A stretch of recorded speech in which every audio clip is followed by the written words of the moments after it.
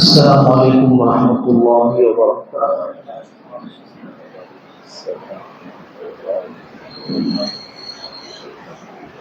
نحمده ونصلي على رسوله الكريم اما بعد۔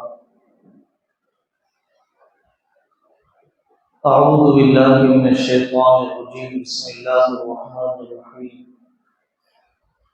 یا ایھا الذین آمنوا کتب علیکم الصیام کما کتب علی الذین من قبلکم لعلکم تتقون۔ صدق اللہ العظیم۔ زندگی کے نہ جانے کتنے رمضان آئے اور گزر گئے، ایسا رمضان جو واقعی حیات نو کا ذریعہ، نئی زندگی کی شروعات کا ذریعہ بن جائے۔ حج کے بعد نئی زندگی، کسی ولی کی صحبت کے بعد نئی زندگی، چلے 4 مہینے کے بعد نئی زندگی، ایسے ہی رمضان سے نئی زندگی کے ارادے کرنا چاہیے۔ دوسری بات میرے عزیزو، آپ نے ہر رمضان میں سنا کہ روزے کا مقصد تقوی کا پیدا کرنا ہے۔ پانی نہیں پیوں گا، اللہ دیکھ رہے ہیں۔ کھانا نہیں کھاؤں گا، اللہ دیکھ رہے ہیں۔ شادی کا تعلق قائم نہیں کروں گا، اللہ دیکھ رہے ہیں۔ تقوی کا ترجمہ یہ ہے کہ لحاظ والی زندگی، پابندی والی زندگی، ہر سانس میں اللہ کے سامنے رہنے کا احساس اگر آ گیا، روزے کی حقیقت ہمیں مل گئی۔ تیسری بات میرے عزیزو، کھانا چھوڑنا، سحری کرنا، ہماری یہ عادت نہ بن جائے جو حقیقت میں عبادت بننا چاہیے تھا۔ یہ عادت نہ بن جائے، اسے تو عبادت بننا تھا۔ مولانا الیاس صاحب رحمۃ اللہ علیہ فرمایا کرتے تھے کہ ہمارے وضو آٹومیٹک ہو گئے اور نماز خودکار ہو گئی۔ ایک ریکارڈنگ ہے جو نماز کے شروع ہونے سے اخیر تک چلتی ہے۔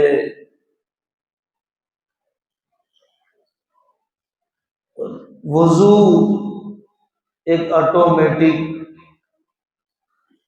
کلی کرنے سے لے کر پیر دھونے تک کا ایک عمل ہے جو کر لیا جاتا ہے، لیکن درمیان میں یاد ہی نہیں آتا ہے کہ وضو کی حقیقت کیا ہے، نماز میں دھیان کیا ہونا چاہیے، کس کے سامنے میں کھڑا ہو رہا۔ میرے عزیزو، احتساب پیدا کرو، احتساب پیدا کرو۔ احادیث میں یہی کہا گیا، من قام رمضان ایمانا واحتسابا غفر له ما تقدم من ذنبه وما تأخر، غفر له ما تقدم من ذنبه۔ حدیثوں میں کہا گیا افطار کروانے کا رواج بہت ہے، سحر کروانے کا رواج نہیں۔ یہ بہت زیادہ توجہ دینے کا پہلو ہے۔ ایک بڑے محدث نے توجہ دلائی، حضرت نبی پاک صلی اللہ علیہ وسلم نے سحر میں کھانے کی دعوت دی اور یہ فرمایا ہلم الی الغداء المبارکی، آؤ مبارک کھانے کی طرف، آؤ برکت والی سحری کی طرف۔ سحری میں مسافروں کو مدعو کرنا، سحر کے کھانے میں مدرسے کے سفراء، مدرسے کے محسنین کی خدمت کرنا۔ آپ چندہ دے نہ دے، اعتماد کرے نہ کرے، یہ الگ موضوع ہے، لیکن مہمان تو ہے، مسلمان تو ہے، دین کی خدمت کی نسبت تو ہے۔ آپ بحیثیت مسلمان اور بحیثیت پردیسی ہونے کے تو اکرام کیجیے، راحت پہنچائیے۔ یہ کیا بیگانگی ہے، یہ کیا انتہائی خود غرضی ہے کہ وہ ہماری مسجد میں ہو، ہمارے علاقے میں ہو اور اسے ہوٹلوں میں سحر کھانا پڑ رہا۔ اپنی عورتوں پر رحم۔ ہماری زندگیاں سالہ سال سے کھائی رہے ہیں، شادیوں میں، ولیموں میں، عقیقوں میں، گھر بھرانی میں، چہلم اور دہم میں، شادی کی سالگرہ میں، پیدائش کی سالگرہ میں، مختلف قسم کی یونیورسٹیاں سب کی جا رہی ہے۔ کھانے میں کوئی کمی 11 مہینے نہیں ہوئی کہ اب 12ویں مہینے میں بھی چٹخارے اور چٹورے پورے کر لیے جائے۔ صوفیہ میں دونوں ذوق ہے۔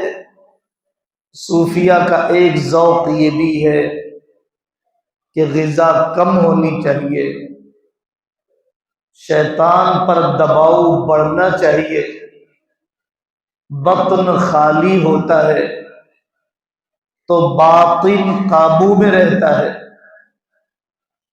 اور صوفیہ کا دوسرا رجحان بھی ہے، اللہ خوب کھلا رہا ہے، روزی بڑھا رہا ہے تو ضرور کھانا چاہیے، لیکن اتنا بھی زیادہ نہ کھائیے کہ اعمال میں کوتاہی ہونے لگ جائے، دوسروں کی حق تلفی ہونے لگ جائے۔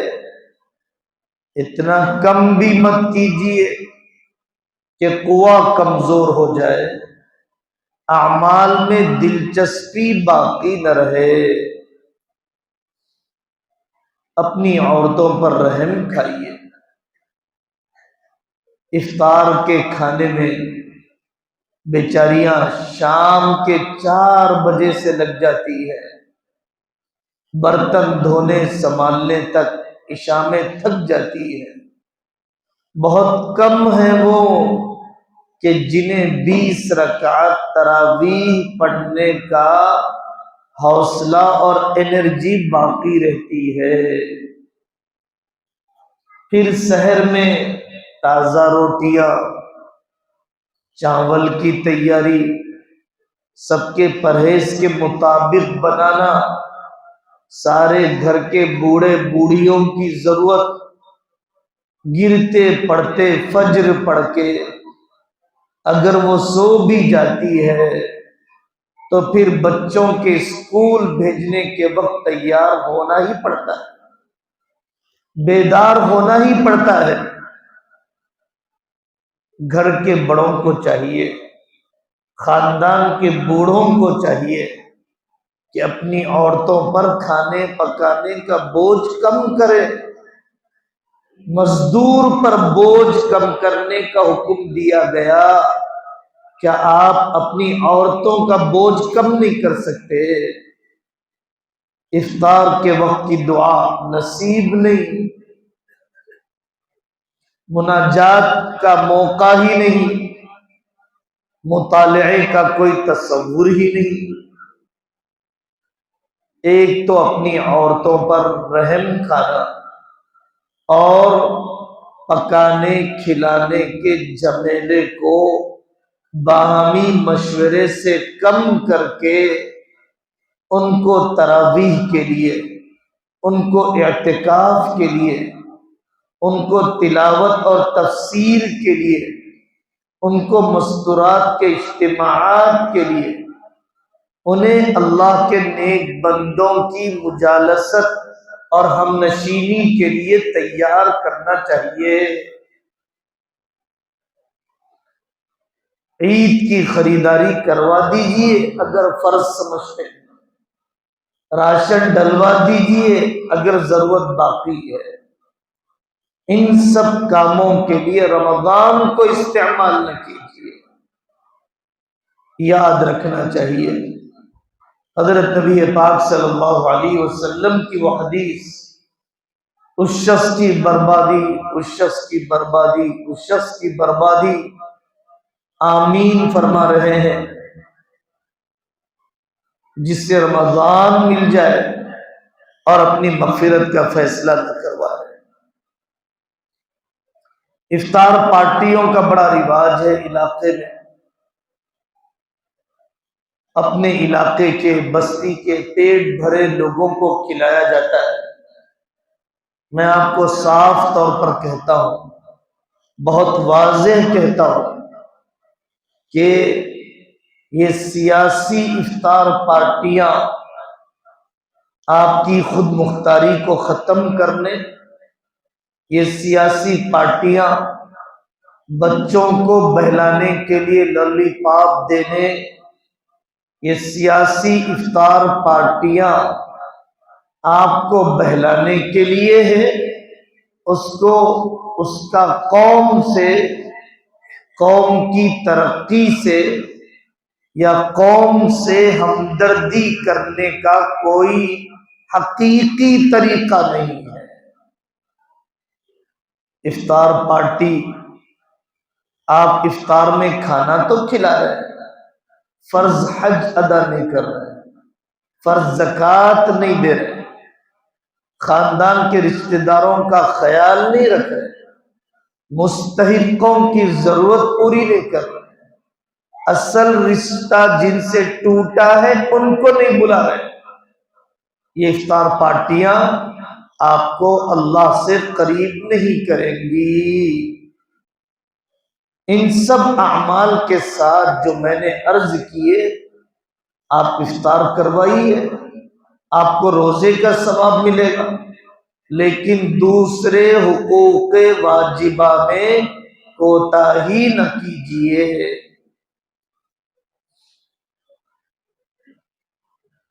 شہروں میں رمضان راشن کٹس کی تقسیم کا رواج بڑھ رہا ہے۔ محنت کش طبقے کو، سخت مزدوری کرنے والے طبقے کو رمضان سے پہلے گزارے کا راشن مل جاتا ہے تو واقعی پورا رمضان ذہنی یکسوئی میں گزرتا ہے، روزہ رکھنے میں سہولت رہتی ہے۔ ورنہ بہت سے رکشہ چلانے والے، گھروں میں کام کرنے والیاں اور دوسرے مستحق لوگ روزہ رکھنے کی ہمت کر نہیں پاتے ہیں، معاش کے حاصل کرنے کے غلبے کی وجہ سے، دو پیسے کے کمانے کے مسئلے کی وجہ سے۔ لیکن رمضان راشن کٹس تقسیم کرتے ہوئے ان کی غیرت کا خون نہ کیجیے، انہیں لائن میں کھڑا کر کے ذلیل نہ کیجیے، ان کا ویڈیو بنا کر رسوا نہ کیجیے کہ راشن ایک مرتبہ ملا لیکن پورے محلے میں سال بھر طعنہ دیا گیا، تمہاری ہی تو ویڈیو تھی راشن لائن میں کھڑے ہو کر لیتے ہوئے۔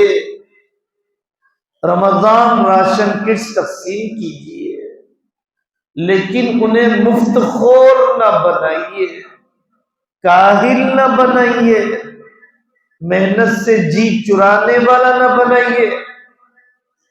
رمضان راشن کٹس تقسیم کیجیے لیکن اس سے بڑی ضرورت یہ ہے کہ اس عورت کو اپنے شوہر سے جوڑا جائے، اس مستحق کو اپنے ماں باپ سے جوڑا جائے، اس خاتون کا نکاح کروایا جائے، اس کو فائنینشیل انڈیپینڈنٹ اور معاشی خود مکتفی کیا جائے۔ ایسا نہ ہو کہ ہمیشہ راشن کٹس لے کر ہی گزارا ہوا کرے، خاندان کی کڑیاں جوڑنا نہیں چاہتا، ماں باپ سے ملنا نہیں چاہتا، شوہر ساس کو نبھانا نہیں چاہتی، آپ ان کے خاندان کو آباد کرتے ہوئے امداد کیجیے، ان کو خاندان سے کاٹتے ہوئے مدد نہ کیجیے۔ ہوٹل بازیاں، عید کی خریداریاں، کوشش کرنا چاہیے اپنے آپ کو اعمال میں زیادہ لگانے کی۔ قضا نمازوں کے پہاڑ ہیں، تلاوت سال بھر نہیں ہو پائی، درود شریف کی مقدار، کمزوروں کی مدد، اللہ والوں کی ہمنشینی اور صحبت، یہ سب کام ہیں جو رمضان میں کیے جانے چاہیے۔ اس کے بجائے فلانے جگہ کی حلیم، فلانے جگہ کا کھانا، فلانے جگہ کی راتوں کی سحری، شہر کے باہر ہوٹلوں میں دعوت رمضان کے مہینے میں انتہائی بد نصیبی ہے، بے حد بے برکتی کا ذریعہ ہے۔ دیکھیے، خاندان کو جمع کیجیے، استقبال رمضان، آپ گھروں کی صفائی کر لیتے ہیں، دلوں کی صفائی بھی کیجیے۔ استقبال رمضان، آپ گھر کا راشن لا لیتے ہیں، ایسے ہی ٹوٹے ہوئے دلوں کو بھی جوڑ لیجیے۔ استقبال رمضان، حضرت نبی پاک صلی اللہ علیہ وسلم رمضان میں، اس کے آنے سے پہلے شعبان میں امت مسلمہ کے سامنے کرنے کے کام بتلایا کرتے تھے۔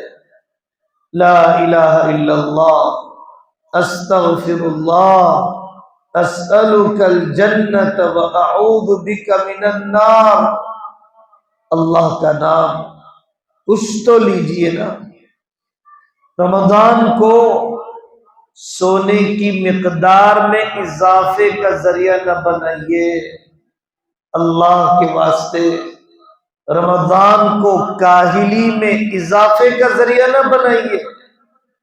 رمضان جہد و عمل میں اضافہ، حرکت و سعی میں اضافہ۔ رمضان، بدر کی جنگ رمضان میں، فتح مکہ رمضان میں، طارق بن زیاد اور اسلامی مجاہدوں کے واقعات رمضان میں، عبادت کی مقدار کا مجاہدہ رمضان میں، خوب صدقہ دینے کا عمل رمضان میں، اور آخری 10 دن میں تو انتہا ہو جاتی ہے۔ آپ کمر بستہ ہو جاتے. حضرت رسول اللہ صلی اللہ علیہ وسلم اعتکاف میں بیٹھ جاتے، آپ بھی، آپ کے گھر کی عورتیں بھی، اپنے گھروں میں کمپٹیشن لگ جاتا تھا. میرے دوستو، رمضان جہد و عمل اور محنت میں اضافے کا ذریعہ ہے، کاہلی اور سونے میں اضافے کا ذریعہ نہیں. مسجدوں میں ایسیاں لگانے والے، اللہ تعالیٰ انہیں جزائے خیر عطا فرمائے، لیکن ایسا نہ ہو کہ غیبتوں کی مجلسیں سجنے لگ جائے. تلاوت میں اضافے کے بجائے سونے والوں کی تعداد میں اضافہ ہو جائے. منع نہیں کرتے، لیکن اعمال کرنے کے بعد تھک کر سوئیے. صلہ رحمی کا مزاج ہونا چاہیے. ان رشتوں کو جب زکوٰۃ پوچھی جاتی ہے، اپنے بھائی کو کیا دے سکتا ہوں؟ کیا میں اپنی بہن کو دے سکتا ہوں؟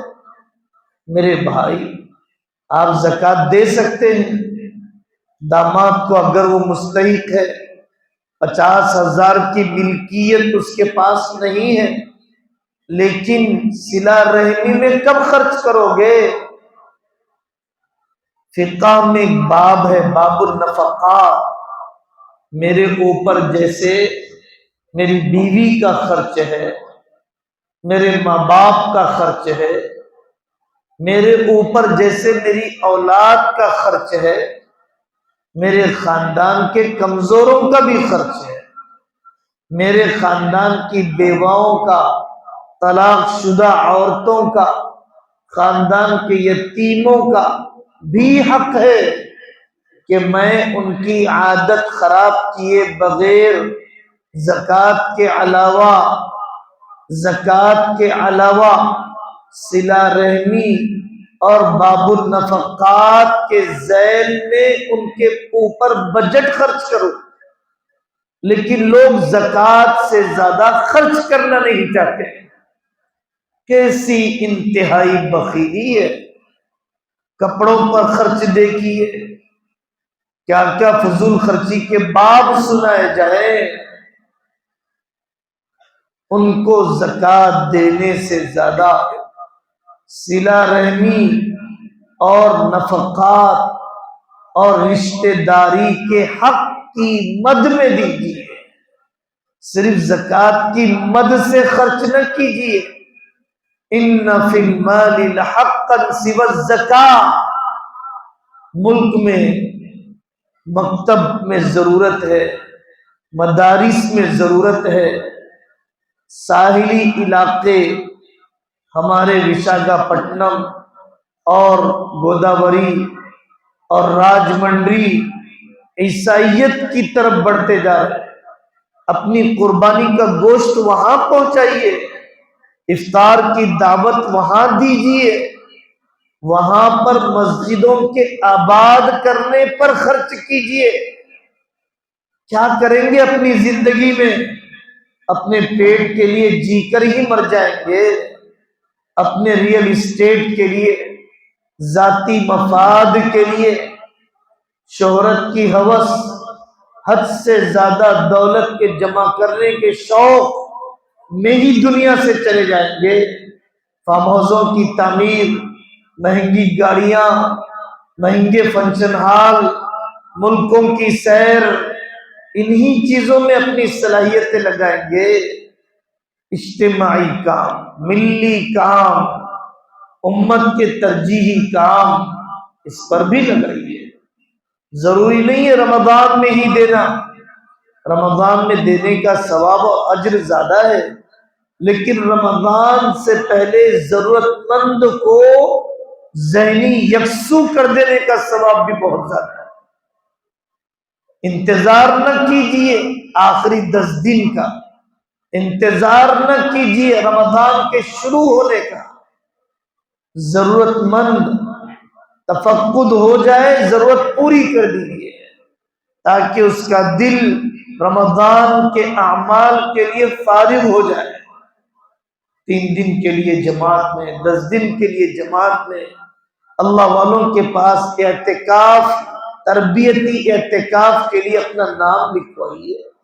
اللہ تعالی رمضان کو ہم سب کو قبولیت اور تربیت والا عطا فرمائے، زندگی کو ضائع کرنے، وقت کو تباہ کرنے سے اللہ ہم سب کی حفاظت فرمائے۔ وآخر دعوانا ان الحمد للہ رب العالمین۔